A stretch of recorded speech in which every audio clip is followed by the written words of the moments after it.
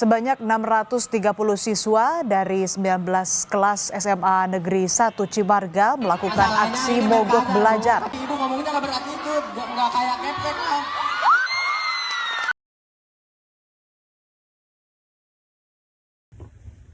Bismillahirrahmanirrahim. Assalamualaikum warahmatullahi wabarakatuh. Selamat pagi dan salam sejahtera bagi kita semua.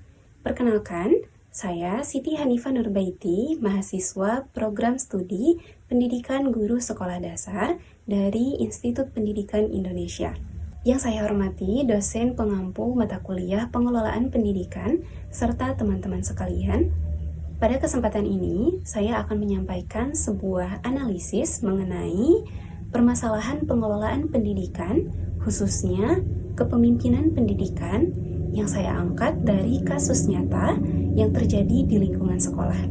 Dalam dunia pendidikan, kita tidak hanya dihadapkan bagaimana caranya belajar mengenai proses pembelajaran saja, melainkan juga kita dihadapkan terhadap dinamika-dinamika yang terjadi di dunia pendidikan, baik itu yang menyangkut siswa, guru, kemudian juga pemimpin pendidikan. Permasalahan yang muncul ini seringkali tidak sederhana karena melibatkan berbagai sudut pandang dan kepentingan. Teman-teman sekalian, salah satu kasus yang akan saya angkat di sini adalah kasus yang sempat viral pada tahun 2025 di sekolah SMAN 1 Cimarga. Kasus ini bermula dari adanya seorang siswa yang melanggar peraturan, yaitu merokok di lingkungan sekolah. Dalam proses penanganannya, kepala sekolah melakukan tindakan fisik yang pada akhirnya memicu reaksi luas. Sebagai bentuk respon, ratusan siswa melakukan aksi mogok belajar sebagai bentuk solidaritas terhadap temannya. Peristiwa ini kemudian menjadi konflik yang melibatkan siswa, orang tua, kepala sekolah, hingga pemerintah daerah. Teman-teman sekalian, jika kita melihat kasus ini secara objektif, maka terdapat beberapa hal yang perlu kita pahami. Dari sisi siswa, tindakan merokok di lingkungan sekolah jelas merupakan pelanggaran yang tidak dapat dibenarkan. Hal ini menunjukkan adanya masalah dalam kedisiplinan yang tentunya perlu untuk ditangani secara serius.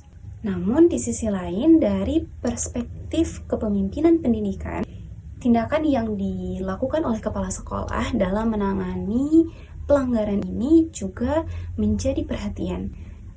Sebagai seorang pemimpin, tentunya kepala sekolah diharuskan mampu mengelola emosi dalam menangani kasus ini dan melakukan pendekatan yang lebih edukatif. Dalam pendidikan, cara dalam menyelesaikan masalah itu memiliki peran yang sangat penting karena tentunya tidak hanya berdampak kepada satu individu saja, melainkan juga berdampak pada lingkungan sekolah secara keseluruhan. Teman-teman sekalian, hal yang paling menonjol daripada kasus ini adalah bagaimana reaksi daripada siswa SMAN 1 Cimarga ini. Mereka melakukan aksi mogok belajar yang dilakukan oleh ratusan siswa sebagai bentuk solidaritas terhadap temannya. Namun, apabila ditinjau lebih kritis, aksi tersebut juga dikatakan kurang profesional. Nah, di satu sisi, siswa mendukung atau membela siswa yang melakukan pelanggaran peraturan dan pelanggaran yang dilakukan tidak dapat dibenarkan. Hal ini menunjukkan bahwa siswa juga perlu dibina agar mampu memahami batasan antara solidaritas dan tanggung jawab terhadap aturan.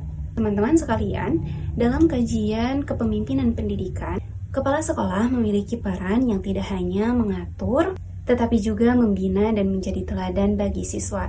Seorang pemimpin pendidikan dituntut untuk mampu, pertama, menegakkan aturan dengan tegas, kemudian mengelola emosi dengan baik, serta membangun komunikasi yang efektif dengan siswa. Jika salah satu aspek ini tidak berjalan dengan baik, maka potensi terjadinya konflik akan semakin besar. Dari peristiwa ini, terdapat beberapa hal yang dapat dijadikan sebagai bahan evaluasi, terkhusus untuk kita sebagai calon pendidik. Pertama, tentunya untuk kepala sekolah, peristiwa ini dapat dijadikan sebagai bahan evaluasi agar kedepannya saat mengambil keputusan kita lebih bijaksana dan tidak menimbulkan hasil yang dapat merugikan, dan keputusan yang diambil pun harus lebih bijaksana. Untuk siswa sendiri tentunya perlu adanya pembinaan agar tertanam dalam diri mereka nilai-nilai mampu bersikap lebih kritis dan lebih bertanggung jawab. Selain itu, kepala sekolah harus membuka komunikasi yang lebih terbuka serta menerapkan pendekatan disiplin yang lebih edukatif. Teman-teman, kasus ini mengajarkan kepada kita bahwa dunia pendidikan tidak berada pada satu pihak saja. Pelanggaran siswa tentunya tidak dapat dibenarkan, namun dalam penanganannya pun harus mencerminkan nilai-nilai pendidikan yang tentunya mendidik. Karena pada akhirnya pendidikan bukan hanya tentang aturan, tetapi juga tentang pembentukan karakter.